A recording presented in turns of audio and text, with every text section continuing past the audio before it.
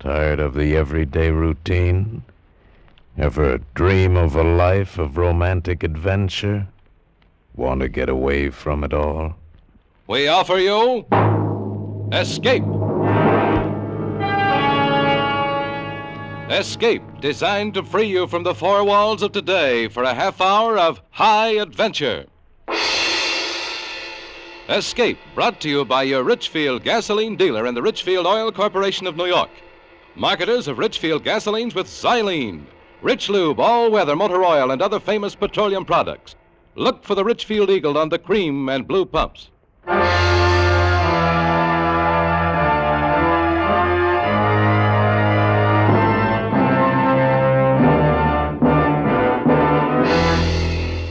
Tonight, we escape with the story of the murderous priests of a weird cult hidden in the barren deserts of Mexico, as Governor Morris tells it in his famous tale, The Footprint.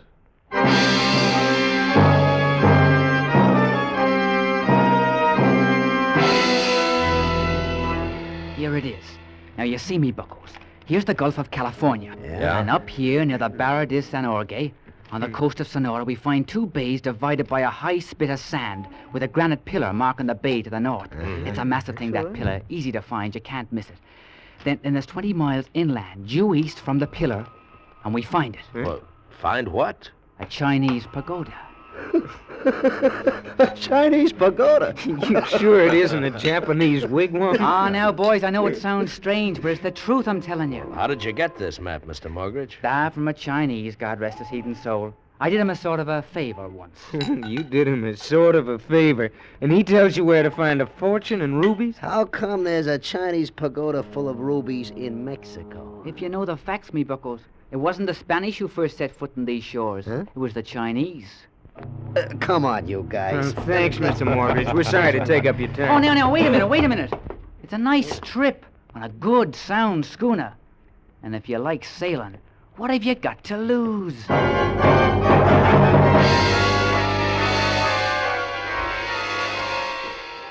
And there was nothing to lose except the $200 a head he charged to outfit the schooner. And that was cheap enough for a summer's cruise, and we all liked sailing. Well, we took it easy after we left San Francisco, heading around the Cape of Lower California, hitting La Paz, and then up and across to Guaymas, and on into the northern part of the Gulf. And after 2 weeks of searching for a pair of bays marked by a granite pillar, we finally anchored in a small inlet to look for fresh water. Yeah, the relief from constant sailing was good. Come on. Draw a card, will you, Chris? Yeah. Jim, you're blitzed. You're a lousy card player. Yeah, you're just lucky, Pinhead. And that makes 500 you owe me. Yeah. I'll pay you when we find the rubies. You deadbeat. Chin up, lads. We'll find that pillar yet. Ah, nuts, Morgridge. We've looked into 50 of these bays. Why don't you cut out the act? What are you talking about, lad? Just come right out and say it. You cooked up this whole deal as a meal ticket. You can't see anything through those binoculars except what we've already seen 100 times. There isn't a hunk of granite in 500 miles. You know it. Well, to think the thought could enter your mind. Why, I'm as put out as any of you. But now's the time to persevere, and we'll find it. Skip it. Come on, deal. Hey, wait a minute. Now, there's something for you. What? There's a boat heading into the bay. We scrambled up to Morgridge at the bow. Boats were rare this far up the Gulf. She was just rounding into the bay a quarter mile off. She looked like one of the fishermen we'd seen down by Guaymas, but not quite. Better one of you get the guns out of the locker. There's no use taking any chances. I'll get it. By the time Meph came back with the guns on deck, the stranger was close inshore. And as she came about, we saw him through the binoculars, seated on the open stern, holding a yellow umbrella to keep off the sun. A Chinese dressed in gleaming white. He was mountainous with fat, and his big, round, smiling face glistened with sweat. Another Chinese, stripped to the waist, came out of the big cabin, lowered a dinghy, and hopped in. The big Chinese swung his rolling fat over the rail. We watched the fat man being rowed into shore and continued watching as the dinghy skipped back to the boat which headed out to sea. Until it rounded the horn of the bay, the Chinese just stood there. And then he picked up his yellow umbrella, turned, and waddled across the beach, lumbered over a dune, and was gone. Oh, what do you make of that? I don't know, but now's the time to find out. Let's go ashore.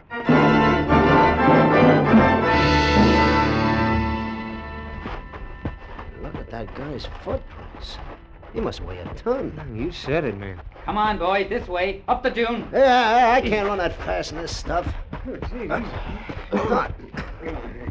Hey, boys! Boys! Huh? What's got into him? Well, get up the dune and we'll find out. Come on. Call me a liar, will you? What? Call me a cheat. Call the map a phony, will you? Look. What? Why, it's the pillar. The granite pillar. No wonder we couldn't find it. It's almost buried in the sand. Will you look at the size of it? The rubies, boys, we've as good as got 'em. What about our fat friend? Looks like he has the same thing on his mind. We follow him, me buckos. It's 4 with guns against a yellow umbrella. Come on, lads.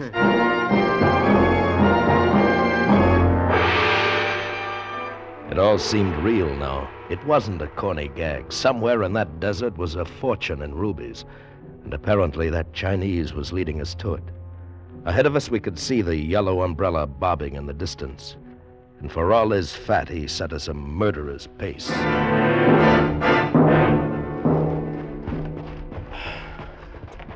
Hey, why doesn't he stop? This is killing me. He will, but we got to pull closer to him. Save your breath. But he didn't stop. He kept it up the rest of the day. And the sun was like a red-hot iron on our backs, and the heat waves danced off the desert like crazy devils. For a while, just before the sun set, the heat threw up a mirage, and the fat bulk of the Chinese seemed to waddle through the sky. And then it was dark, and we lost him.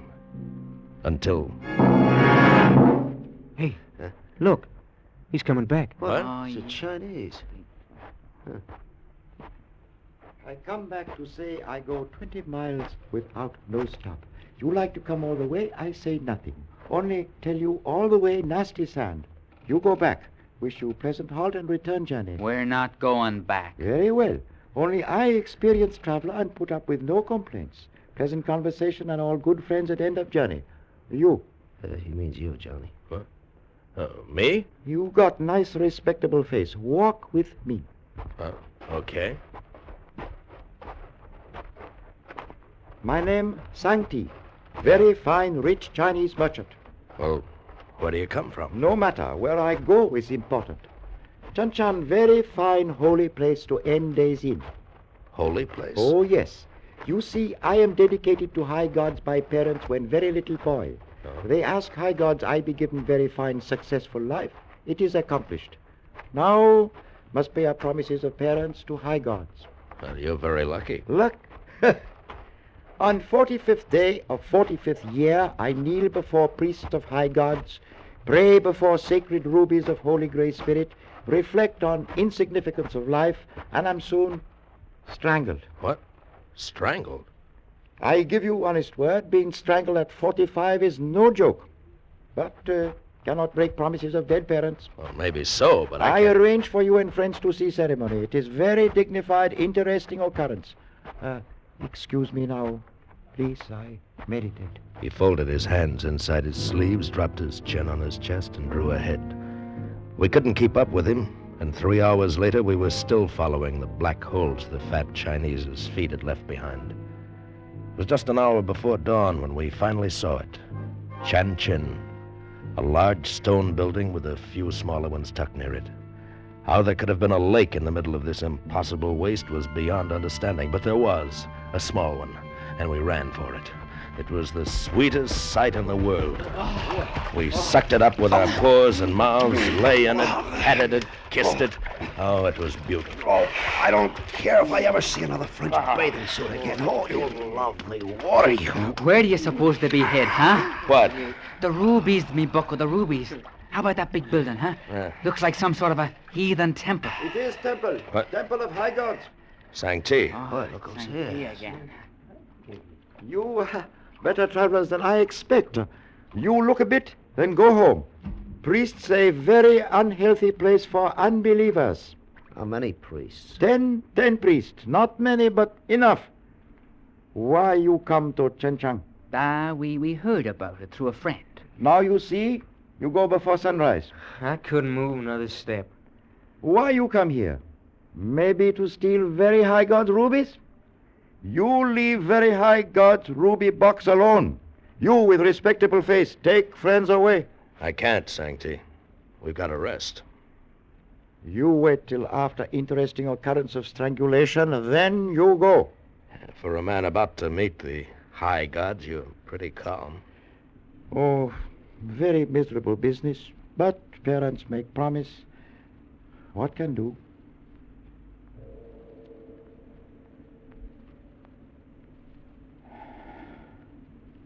It is time.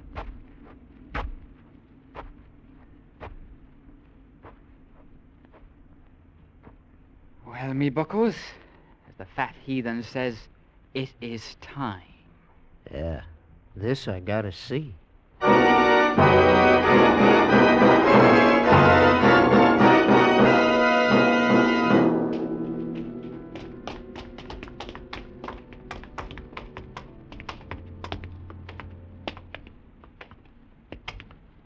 Black as pitch.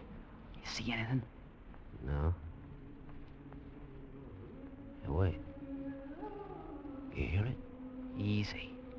Sounds like it's coming from somewhere in front. Hey, look at that up there ahead. You see? Looks like it's suspended in midair. Holy... It's the rubies, me buckos. Gold casket studded with them. Look at them glow. Where's the light coming from? From that hole in the roof there. See? Sun's rising. Hey, now look. It's a heathen idol. And it's got the ruby box held in one of its hands. And in the other hand, a snake. A little gray enamel snake. Hey, watch it. Somebody's coming. A row of green-robed priests, eyes closed in silent prayer, began filing into the circle of light. One of them stepped in front of the idol, held up a long gray cord as if for the idol to see. The circle of light widened, and we saw the kneeling form of Sancti. He wasn't smiling now. He looked sad and frightened. Hey, you don't think he's really gonna get strangled? You got me. Mata sa kamantu, mata sa kamantu. As if he'd been waiting for a signal, the priest stepped quickly in back of Sancti, looped the cord over his neck, and jerked. Watch out!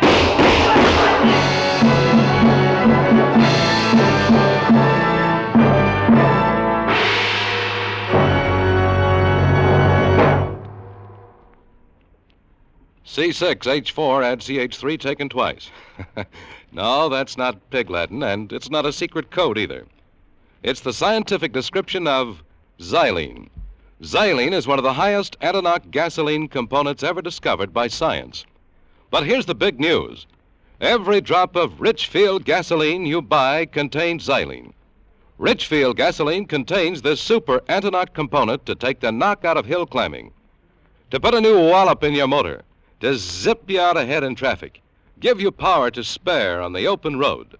And Richfield offers you two great gasolines to choose from, both with xylene. Get Richfield High Octane at regular price for the average motor, or Richfield Ethyl. Ethyl at its best for smooth, knockless performance in the highest compression motors. Get Richfield gasoline with xylene tomorrow. Stop where you see the Richfield Eagle under cream and blue pumps. And now we return you to Escape. You got him, Marge. You got the priest. The murdering hyena. Come on. Come on. Hey, careful. Them other priests are in here somewhere. Sancti. Is he all right? No, his neck's broken. He's dead. Skip the fat heathen. One of you reach for the ruby casket. I'll get him. Holy Moses, that must be worth a fortune. Look out, Meph, the snake. The snake's not part of the idol, it's alive. Get away! Get away! The little gray snake struck at his hand like lightning.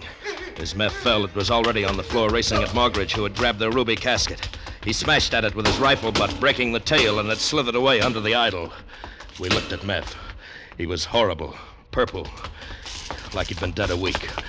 We ran out into the desert.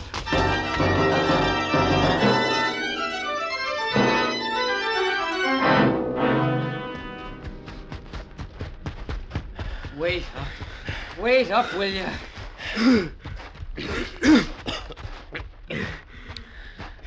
Oh, I can't keep this up me buckles. This thing is heavy. There. Let's see that casket, Mortgage. Look at him, Johnny. We're rich, you know that? We're rich. Doesn't it mean anything to you that Meph is dead? He's dead. Yeah, sure it means something, Johnny. It means you only split it 3 ways. Is that all you can think about? What do you want to do? Send him his share? Forget I said anything. Let's get out of here. Now, lads, calm down. There's 20 miles of Devil's Playground between us and the schooner, and we gotta start using our heads. Well, Yeah, settle down, Johnny. It's gonna be a hot day.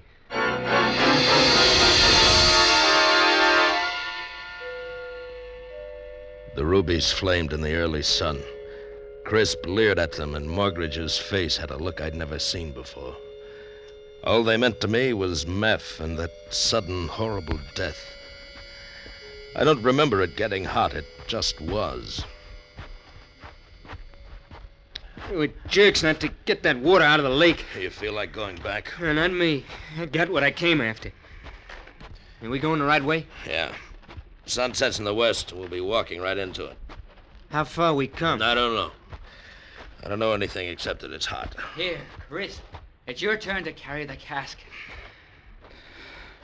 Oh, it's a job lugging that thing. All right.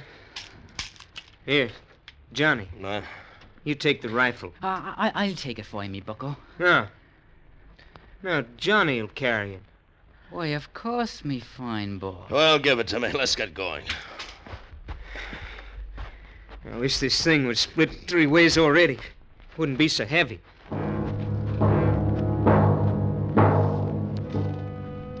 Seemed like the day was endless. The casket passed from Crisp to me and back to Morgridge. I got heavier each time. I didn't think of Meph anymore. The sun burned all thought of him out of my brain as it headed down for the horizon with maddening slowness. How much longer is it gonna hang there? It's enough to drive a man crazy. Hey, let's stop. I gotta stop. We can't stop. We'll never be able to get up. I'm no fat Chinese. I can't walk 20 miles without a stop. If only one of them lake mirages was real. Look. Look, do you see it? Over there on the left. Yeah. Looks like somebody walking in the sky just over them dunes. Looks like one of them priests. Don't you see what it means?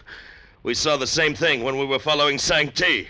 I mean, one of them priests is following us? Yes, it's the casket. He wants the casket. Now, don't get all excited. Remember, we got the gun. There's only one of the devils. Just let him show. He knows we've got a gun. He won't show while there's still sunlight. He'll wait for the darkest time, just before the moon. Well, what could he do? I don't know what he could do, and I don't want to find out either. Johnny's right. That's when he'd try. Yeah. You know, I'm not as tired as I thought. We best be moving along, me buckos. Yeah. There goes the sun.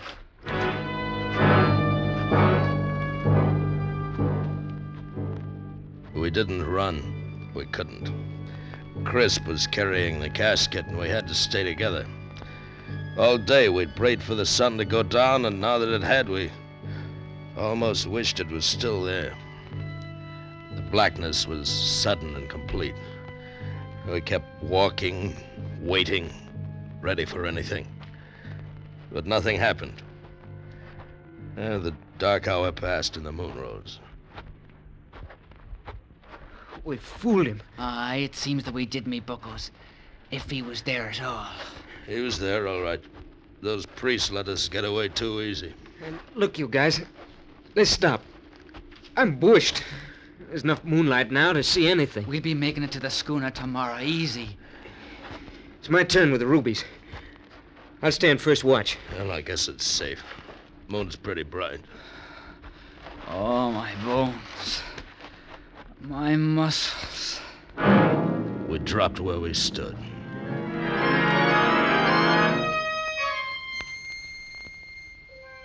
I think what woke me was the moonlight creeping under the brim of my hat. I felt cold. I sat up and saw Chris was asleep. His hat had slipped down over his face, but his fingers were still wrapped tight around the casket. And I looked across the desert and froze. Just for an instant, I saw a yellow face duck back behind a low dune. When I got to where it had seen it, there was nothing, not even a mark in the sand. But I had seen a face. Morgridge and Crisp were still dead asleep, only it seemed that Crisp's hat had slipped a little. And then it actually shifted, rose, and settled back. Crisp, are you awake? What? Don't move, Crisp. It's the snake. Kill it! What's happened? Crisp is dead. Look at him. It was under his hat all the time. It's the little gray snake with a broken tail. That Chinese is hunting us down. Which way did it go? There. You see the track? You missed it? Yes, I missed it. And it's coming back. It'll keep coming back until it gets us. We gotta get to the schooner. Leave the casket, Morgridge. That's what they want. Hasn't it caused enough trouble? It takes a bit of trouble to get rich, Johnny, me boy. And I don't mind it a bit.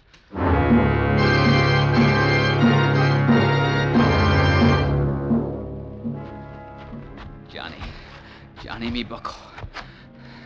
I got to have water. Oh, help me, Johnny. There isn't any. We've got to get to the schooner. I know the signs, Johnny. There's water out here. Help me look. Don't, Margaret. You'll drive yourself crazy. Crazy, is it? Don't call me crazy. It's you. Look over there. It's bushes. Green bushes. There's nothing, I tell you. It's just sand. Now, don't lie, Johnny. Don't lie. I'll go fetch you a drop. It'll make you feel better. You watch after the rubies, and I'll fetch you. No, come back, Margaret. We've got to go on. Stay with the rubies, Johnny. I watched him work his way over, stumbling in the sand. And then suddenly I saw it. There was something green. Margaret! Margaret, I see it! I see it too! It's water! It's water! No, Margaret! It's silk! Green silk! He wasn't crazy now, and neither was I. The green-robed priest rose up out of the desert, and in his hand he held the little gray snake. Morgridge was running back. And then there was darkness in my eyes, and I was running desperately with something heavy clutched in my arms. We only stopped when it was broad daylight, and the sense of fear came to an end. Is he following? No. That was a close one, the dirty heathen. Morgridge, do you feel it? What? The breeze. Oh, it's cool. It's a sea breeze. It's the Gulf, me bucko. We've made it. Look, I see it. The schooner. And there's a whole cask of water right in deck.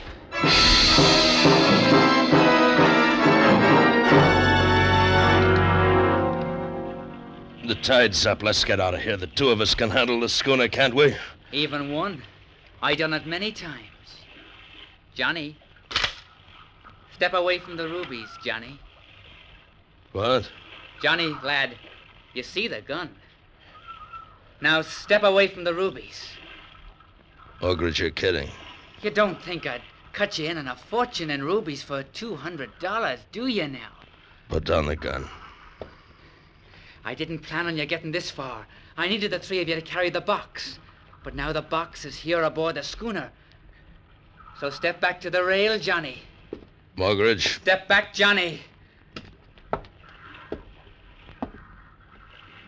That's a fine boy. I realized everything now.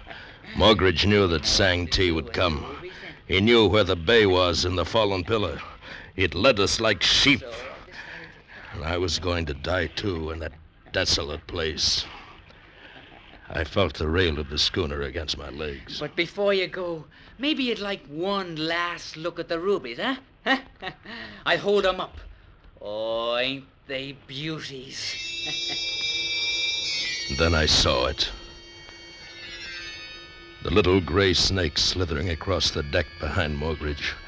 But he didn't see it. Ain't they beauties, Johnny? Look at the colors. Red like blood and worth a fortune that won't be divided. Won't be divided at all. And then the snake struck.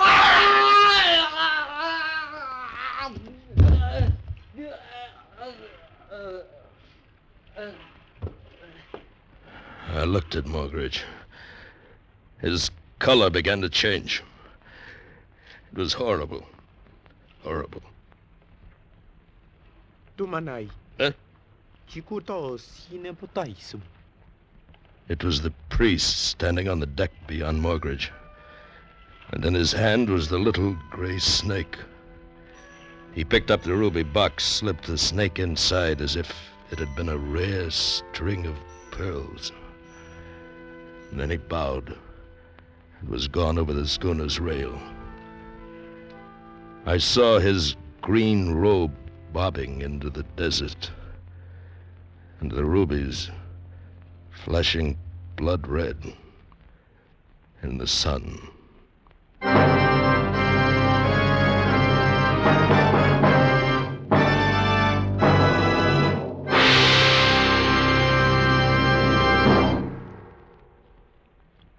You don't need a fortune teller to tell you this.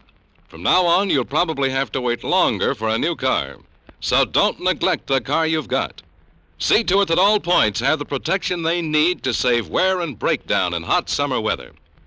And to give you that needed protection, Richfield All-Point Safety Service is made to order. Richfield All-Point Service gives your car the sturdy protection of Rich Lube lithium lubricant, the premium lubricant that's better all ways.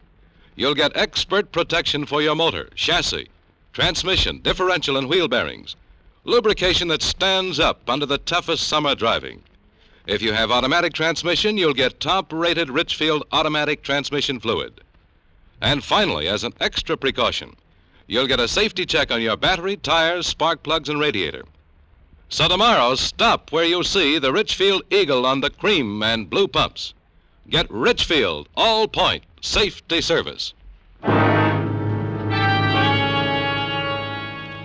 Escape is produced and directed by Norman MacDonald, and tonight has presented The Footprint by Governor Morris, adapted for radio by Richard Chandley. Featured in tonight's cast were Bill Conrad, Charles Davis, Luke Krugman, Tom Holland, and Ramsey Hill. Special music arranged and played by Ivan Ditmars. Next week. You are creeping through the dark streets of Paris in the middle of the night. Ahead of you, the Gestapo is lying in wait, and relentlessly tracking you down from behind is a murderous madman from whom there is no escape.